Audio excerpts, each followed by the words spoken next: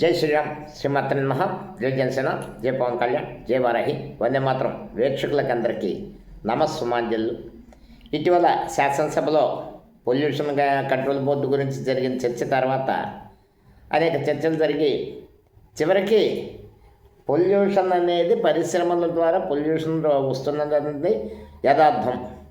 దీనికి పరిష్కార మార్గాలు ఏంటో ఆలోచించాల్సిందే ప్రభుత్వం.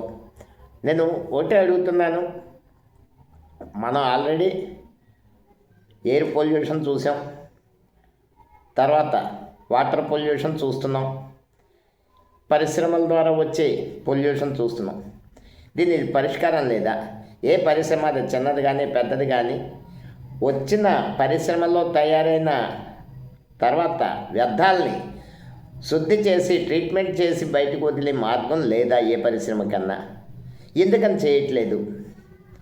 ఏమిటంటే కేసులు రాస్తే మేము ఇక్కడి నుంచి వెళ్ళిపోతాం. ఈ ధోరణి మారాలి. ఎందుకంటే ఈవేళ ఒక స్కిన్ స్పెషలిస్ట్ దగ్గరికి వెళ్తే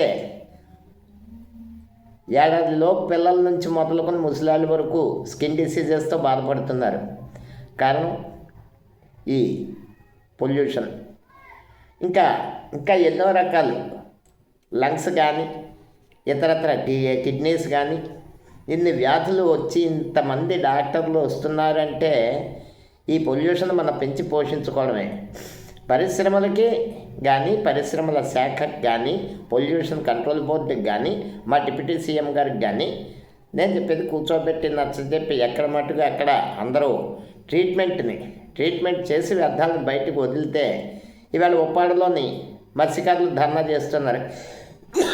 సరాసరి తీసుకొచ్చి సముద్రంలోకి వదిలితే మత్స్యకార సంపద పోతోంది.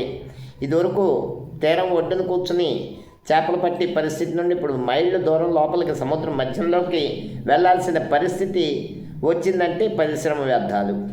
ఇంత బాధ్యతారాహిత్యంగా మనం తినేస్తాం, ప్లాస్టిక్ బయట పడేస్తాం, పరిశ్రమలు ఉత్పత్తులు తయారు చేస్తాం, వ్యర్థాలు బయటకు వదిలేసి ఇలా ఎక్కడికక్కడ ఒక కలెక్టివ్ రెస్పాన్సిబిలిటీ అన్నది ఈ దేశంలో లేని రోజున మనం ఇంతకు మించి ఆశించడానికి అవసరం లేదు.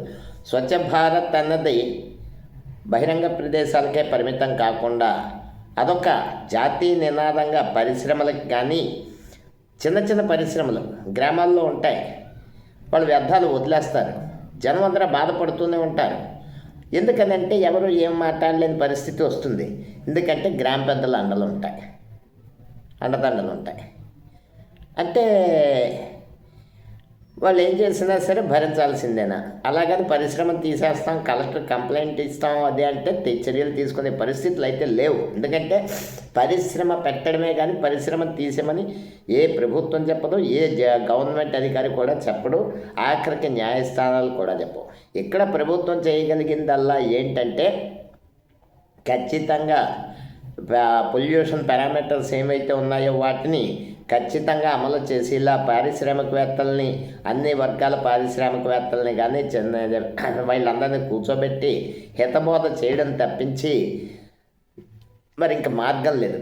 ఇంకా కోనసీమ అంటే మరో కేరళ కొబ్బరి తోటలు. అటువంటి కోనసీమలోని కొబ్బరి తోటల విస్తీర్ణం తగ్గిపోతుందండి. రాజోల్ నియోజకవర్గం పరిధిలో 6,000 కిలోమీటర్లకు 6,000 ఎకరాల్లో వరి పంట నష్టపోతోంది. ఎందుకంటే సముద్ర జలాలు అక్కడ డ్రైన్లో కలిసిపోయి ఉప్పు నీరు చేరి పొలాల్లోకి కొబ్బరి తోటలో కొబ్బరి మొక్కలు ఎండిపోయి కొబ్బరి చెట్లు వేర్లతో సైతంగా పోయి చచ్చిపోతున్నాయి. మరి ఇది కూడా ఆలోచించాల్సిన విషయం. దీని దసరా తర్వాత పవన్ కళ్యాణ్ గారు వెళ్ళి చూస్తూ ఉన్నారు. ఆయన చూశారంటే పని అయిపోయినట్టే. ఎక్కడైనా కాలువల పూడిక తీత అన్నది నిరంతర ప్రక్రియ, పొల్యూషన్ కంట్రోల్ అన్నది నిరంతర ప్రక్రియ. మన జీవితాలని అన్ని విధాల పంచభూతాలని మనిషి నాశనం చేసినప్పుడు పంచభూతాల వల్ల వచ్చేదే ఈ అనారోగ్యాలు కానీ ఇతరత్ర.